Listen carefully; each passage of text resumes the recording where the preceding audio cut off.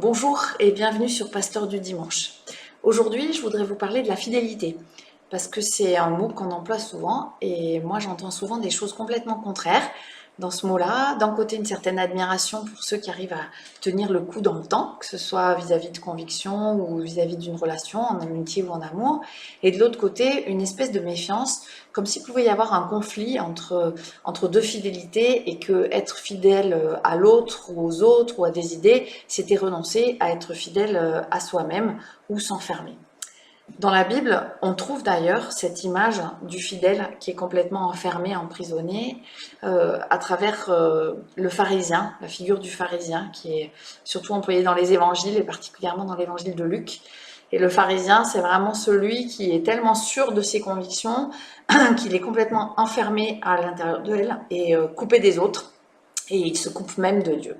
À l'opposé de cette conception, il y en a une autre qui est développée en particulier par le Christ, mais aussi par l'apôtre Paul qui nous explique ce que le Christ est venu vivre.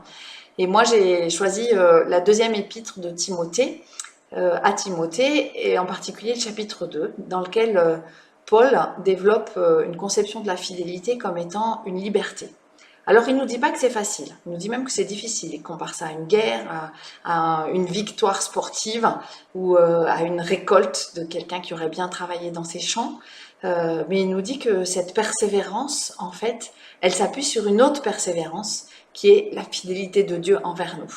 Il dit même, même si nous sommes infidèles, lui, le Seigneur, demeure fidèle car il ne peut pas se renier lui-même. Et en s'appuyant sur cette fidélité-là, qui est une fidélité vivante, alors nous pouvons trouver la force de nous enraciner dans quelque chose de plus grand et de plus fort que tout ce qui nous enferme. Quand on est fidèle à une histoire, à sa jeunesse, à des convictions, à un lieu, à des idées qu'on s'est faites, tout le temps on risque de s'enfermer à l'intérieur de ça. Et en face de ça, l'évangile de Jésus-Christ nous propose une fidélité à une parole qui est une parole de liberté. Choisis la vie.